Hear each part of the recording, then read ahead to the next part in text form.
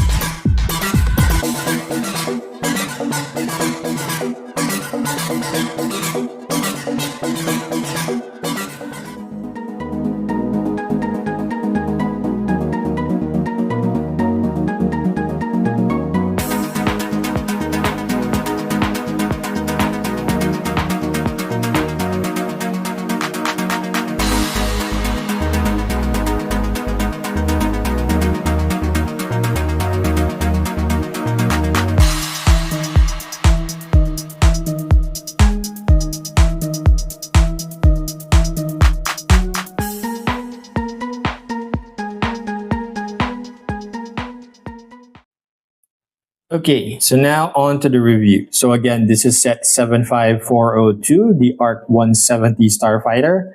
And like most Star Wars starfighters that are piloted by humans or by biologicals, we always have an astromech droid. So this is R4P44, the astromech droid for this starfighter.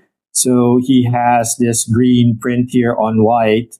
So pretty much like R2, but just green printing and a very nice green headpiece here for his top. And of course, that print goes all around, but again, no back printing for these astromech droids.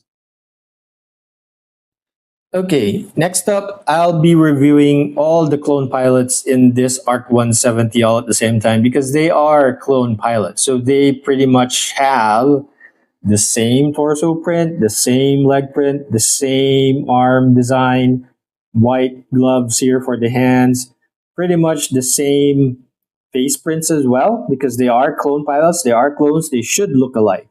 So the only distinguishing factors are the helmets here. So this is Oddball. This is, from what the box says, is Clone Pilot Jab. And this is just a regular clone pilot, an unnamed clone pilot. So from what I understand, reviewing my Clone Wars series, they serve under General Kenobi and General Anakin Skywalker. That's why you also have this blue stripes here for Clone Pilot Jab, signifying that he was part of the 501st. But I'm not sure why Oddball here has a yellow instead of an orange print that usually is for the Obi-Wan's clone troopers, right? They're usually with Commander Cody, which are orange. But I like that there are different clone pilot helmets here. And this is the standard clone pilot helmet with very, very nice printing, right?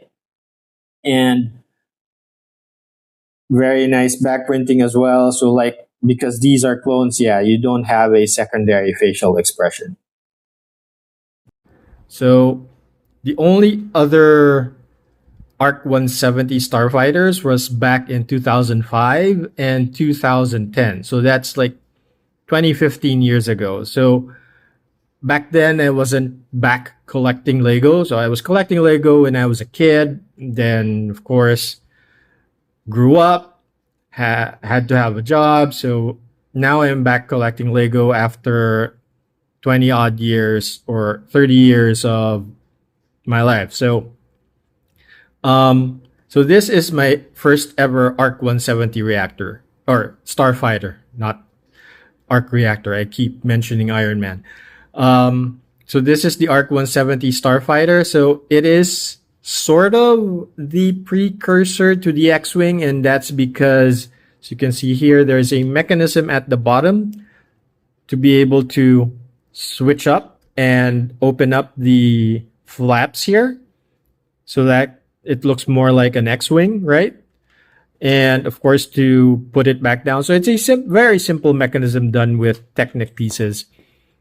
And the ARC-170 has a very, very nice silhouette. And I like the colorway here. It's Coruscant red, so it goes well with the T6 Jedi shuttle of Ahsoka, the Coruscant Republic gunship, and Ahsoka's Jedi Interceptor that now I have as well.